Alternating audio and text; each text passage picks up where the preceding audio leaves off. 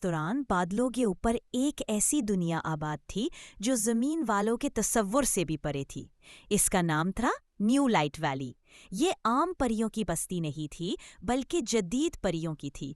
इसी बस्ती के बीचों बीच एक रेस्तोरां था जिसे सब ले फ्लेवर ऑफ स्टार्स के नाम से जानते थे। ये रेस्तोरां ना सिर्फ परियों के लिए बल्कि बाज़ औकात इंसानों और दीगर जादुई मखलूक़ात के लिए भी खुला रहता था। शीशे की दीवारों पर गुलाबी और सफ़ेद रोशनियों का खेल, क्रिस्टल की मेज़ें जिन पर नियॉन गुलाब के फूल रखे थे, और बादलों से बनी कुर्सियां जिन पर बैठने से लगता जैसे हवा पर तैर रहे हों। जदीद वेट्रेस परियां इस रेस्तोरां की सबसे ख़ास बात वहाँ की परी वेट्रेसेस थीं। एलिना इन्हीं परियों में एक थी। एलिना वो ना सिर्फ खूबसूरत बल्कि निहायत मेहनती भी थी। उसके लंबे सिल्की भूरे बाल अक्सर कंधों पर बिखरे रहते और उसकी नीली आंखें किसी रोशन झील की तरह लगती। वो हर गाहक को मुस्कराहट के साथ खुशामदीद कहती और अपने एपरोन पर छोटे छोटे क्रिस्टल दिल लगाकर बाकी सबसे मुनफरिद दिखाई देती। एलिना के हाथों में जादू था। जब वो जूस पेश करती तो उसमें कौसे कज़ाह के रंग नाचने लगते। जब वो केक लाती तो छोटे जगनू उस पर बैठकर उसे जगमगाने लगते। यही वजह थी कि लोग अक्सर उसे ही बुलाते और उसकी तारीफ करते। एक दिन रेस्तोरां के दरवाजे से एक नया गाहक अंदर दाखिल हुआ। उसका नाम था अरसलान। अरसलान के रेस्तोरां में दाखिल होते ही सब परियों ने हैरत से एक दूसरे को देखा, लेकिन एलिना के दिल की धड़कन जैसे एक लम्हे को रुक गई। उसने पहली बार किसी गाहक को देखकर दिल में एक अनजानी सी कशिश महसूस की। पहली मुलाकात, अरसलान एक क्रिस्टल मेज पर बैठ गया। एलिना परों को संभालती हुई उसके पास गई और नरमी से बोली, खुशामदीद, आप पहली बार यहाँ आए हैं? अरसलान ने मुस्कुराकर जवाब दिया, जी हाँ, असल में मैं रास्ता भटक गया था, लेकिन ये जगह देखकर रुका और सोचा कुछ खा पी भी लूं।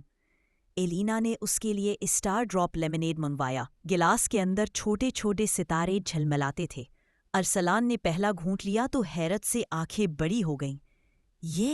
ये तो जादू है, एलिना ने हंसते हुए कहा। जी हाँ, ये हमारी दुनिया का खास जायका है।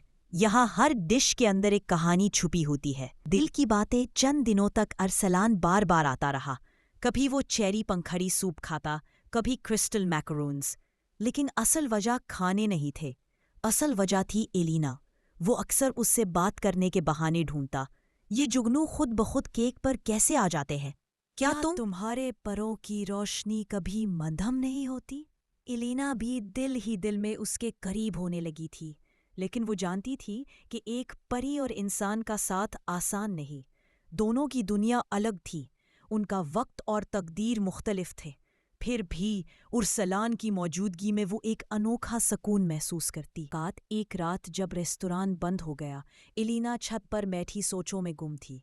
अचानक उसे कदमों की चाप सुनाई दी। वो उर्सलान था। एलिना, मुझे तुमसे कुछ कहना है, उसने धीरे से कहा। क्या? एलिना ने नजरें झुकाते हुए पूछा। जब से मैंने तुम्हें देखा है, मेरी दुनिया बदल गई है। मैं जमीन पर लौट सकता हूँ, लेकिन मेरा दिल यही रह गया है, तुम्हारे पास। एलिना के दिल की धड़कन तेज हो गई, मगर उसने मध्यम आवाज में कहा, अरसलान, ये नामुमकिन है। तुम इंसान हो और मैं परी। ये रिश्ता कभी मुकम्मल नहीं हो सकता। अरसलान ने करीब आकर आहिस्तगी से कहा, मोहब्बत को सरहदों में कैद नहीं किया जा सकता। एलिना। फैसला अगले दिन एलिना बहुत बेचैन थी। एक तरफ उसकी जिम्मेदारियां थीं, दूसरी तरफ उसके दिल की ख्वाहिश। मीरा ने नरमी से कहा, मोहब्बत एक तोहफा है। अगर ये सच्ची हो तो कोई फर्क नहीं पड़ता कि तुम किस दुनिया से हो, मगर याद रखो, हर इंतखाब की कीमत होती है। कुछ पाकर कुछ खोना पड़ता है। अबदी इंतखाब। रात को जब अरसलान आया तो एलिना ने उसके सामने एक जगमगाता मशरूब रखा। इसे कहते हैं इटर्नल ग्लो। अगर तुम ये पी लो तो हमेशा के लिए हमारी दुनिया का हिस्सा बन जाओगे, लेकिन सोच समझ कर फैसला करना।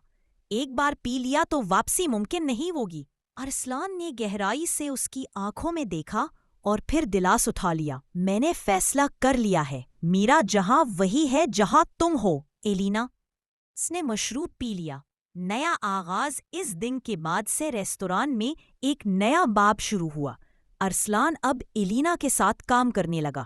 وہ زمین کی کہانیاں سناتا اور ایلینا اس کے ساتھ مل کر جادوئی کھانے تیار کرتی۔